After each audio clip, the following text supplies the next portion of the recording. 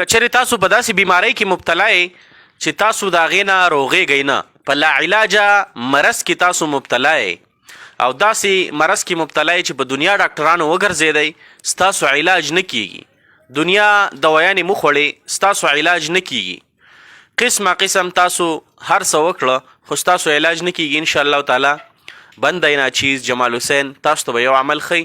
چې دا تاسو وکئ، انشاءالله تعالی رب العالمین به تاسو له شفا درکوي. ښه تاسو به ډېر ستړي شوي، ډېر ډاکټران به هم کتلي، خو انشاءالله رب العالمین په کلام کې شفا ده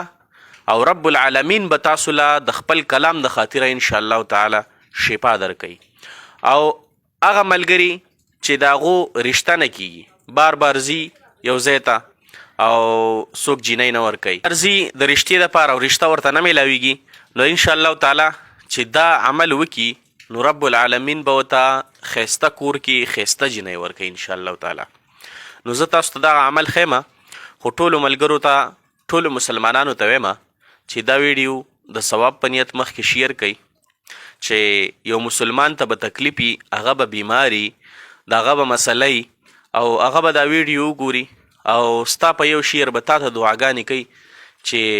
الله پاک د دنیا و آخرت ښایسته کا.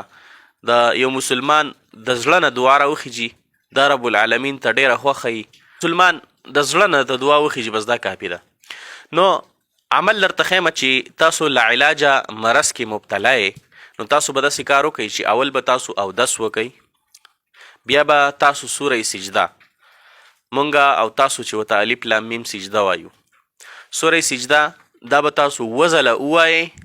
نو دا به تاسو مریض باندې ورچوب کوي، مریض به پې دم کوي. که په خپله بیمارې وزله سوره سجده ووایه او خپله پې ځان دم که، نو رب العالمین به تاله شفا درکړي. که دې سره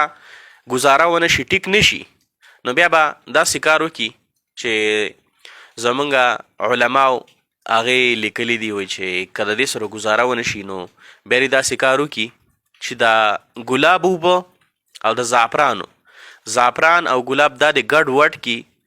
همدغه عمل لې وکړي او دا دې پې دم کی او مریض له دې ورکي،